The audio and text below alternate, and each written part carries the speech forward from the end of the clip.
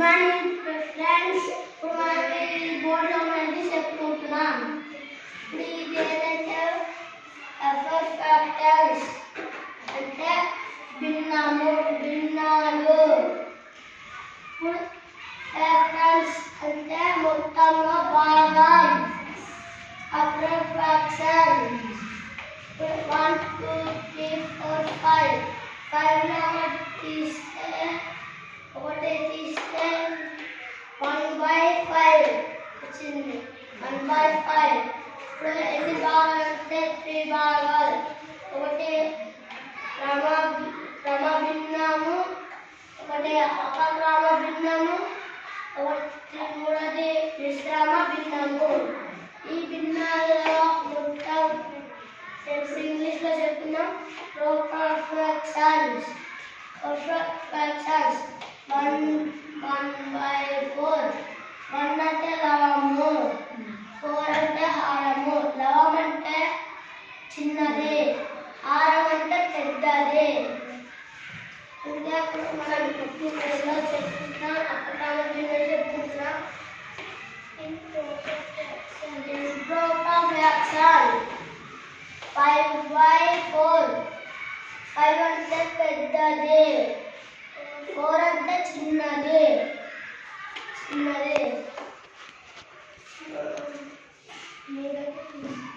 చెప్పుకుంటాం మిశ్రమ భిన్నం. ఇంగ్లీష్లో టఫ్ ప్రోటౌన్స్. 1 + 1/4. 2/4. 4/8. ఇప్పుడు చెప్పుకుంటున్నాం 1/2.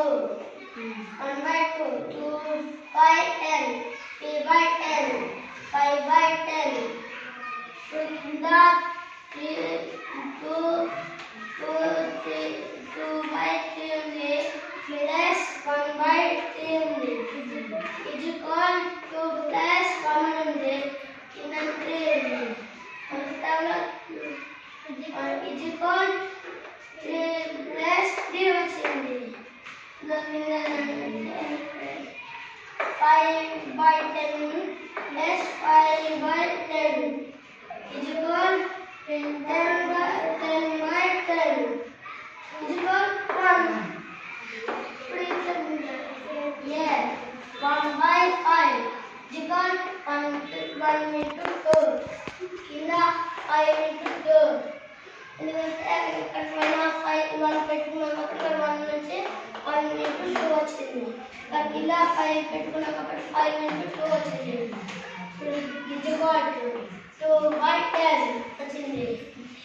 ఇప్పుడు ఈ చెప్తున్నాం 2/7 ఈక్వల్ 2 × 2 7 × 2 ఈక్వల్ 4/4 వచ్చింది. 3/8 ఈక్వల్ 3 + 2 3 × 2/8 × 2 ఈక్వల్ 6/16. దీని చెప్తున్నాం 7/9 ఈక్వల్ 3/8 ఈక్వల్ 3 + 3 × 2. ఇది 2తో గుణించాము. 8 × 2 2తో గుణించాము. ఈక్వల్ 6/6 సమాన భిన్నము. D రాసుకున్నాం 7/9 ఈక్వల్ 7 × 2 2తో గుణించాము. 9 × 2 2తో గుణించాము. ఇక్కడ ఈక్వల్ 14/18 ఇది సమానంగా 4/5 plus 6/5 is equal to 4 plus 6.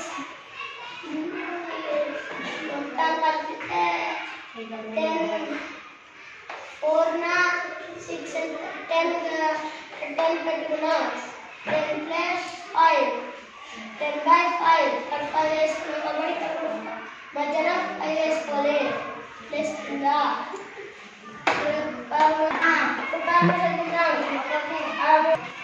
4 by 5